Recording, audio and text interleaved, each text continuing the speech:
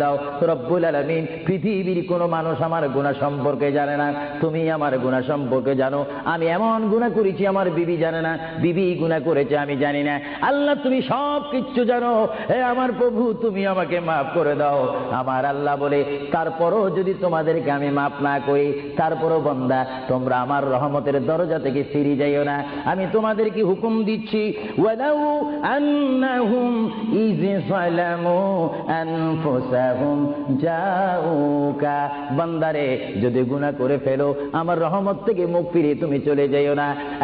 বান্দা, আকাশ পরিমাণ যদি গুনাহ করো, পাতাল পরিমাণ যদি গুনাহ করো, সাগরের পানি পরিমাণ যদি গুনাহ করো, পাহাড় তুলনায় যদি তুমি গুনাহ করো, আমার দরবার থেকে তুমি নিরাশ হইও না। বান্দা, আমি তোমাকে একটি রাস্তা পাঠাই দিচ্ছি, একটি পথ তোমাকে আমি দেখাই দিচ্ছি। সেই পথটি কোন পথ তোমরা জানো? ওয়ালাউ আন্নাহুম ইয যালামু আনফুসাহুম জাউকা, বান্দারে যখন তোমরা বরবাদ হয়ে যাবে তখন তোমাদেরকে একটা পথ আমি তোমাদেরকে দেখাই দিলাম, সেই পথটির নাম হচ্ছে আমার রাসূলের মদিনা। জোরে বলেন সুবহানাল্লাহ।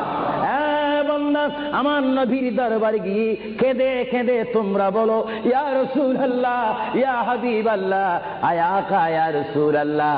আল্লাহ কোরআনে বলেছে, ওয়ালাউ আন্নাহুম ইয যালামু আনফুসাহুম জাউকা ফাস্তাগফিরুল্লাহ ওয়াস্তাগফার লাহুমুর রাসূল। আল্লাহ বলেছে, হে বান্দা তোমরা ডানে না গিয়ে, বামে না গিয়ে, পিছে না গিয়ে তোমরা সরাসরি আমার নবীর কদমে চলে যাও। আমার নবীর কদমে গিয়ে আমি আল্লাহর দরবারে তোমরা তওবা করো।